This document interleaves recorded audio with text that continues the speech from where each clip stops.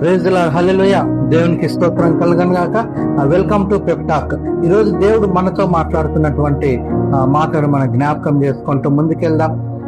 మరి ఒక సందర్భాన్ని బైబిల్లో చూసినప్పుడు, ఒక పక్క ప్రపంచంలో మరి బలమైనటువంటి రాజు ఫరో, మరి అతని దగ్గరికి మరి బలహీనమైనటువంటి మోషేన్, మరి మాట మాంద్యము గలవాడు, మాట్లాడడానికి చేతగాని వాడు, అటువంటి వ్యక్తిని దేవుడు అతని దగ్గరికి మరి పంపించాలనుకున్నప్పుడు మోషే అంటాడు, మరి నేను ఎంతటి వాడిని అని.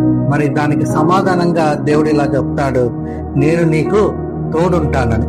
మరి మోషే ఫరో భయంకరమైనటువంటి వ్యక్తి, కఠినుడు, అంత పెద్ద రాజు దగ్గరికి వెళ్ళడానికి నేనెంతటి వాడిని అన్నప్పుడు మరి దానికి దేవుని సమాధానం, నేను నీకు తోడుంటానని. ఈరోజు మన జీవితాల్లో కూడా మనకి చాలా సమస్యలు, ఇబ్బందులు, మరి అప్పులు, ఇవన్నీ వచ్చినప్పుడు మనం కూడా అనుకోవచ్చు, నేనెంతటి వాడిని.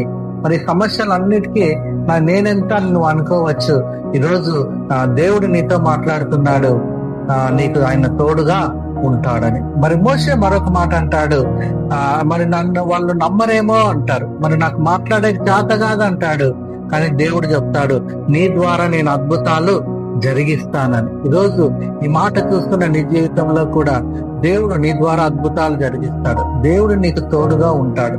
మరి మోషేను ప్రపంచంలోనే బలమైనటువంటి ఫరో రాజు ముందు ఎలా నిలబెట్టి విజయాన్ని ఇచ్చాడో, ఈరోజు నీ జీవితంలో కూడా సమస్య ఎంత పెద్దదైనప్పటికీ దేవుడు నీకు తోడుగుండి విజయం ఇస్తున్నాడు. ఈ మాట చూస్తున్న నీకు దేవుడు అట్టి విజయం దయచేయును కాక.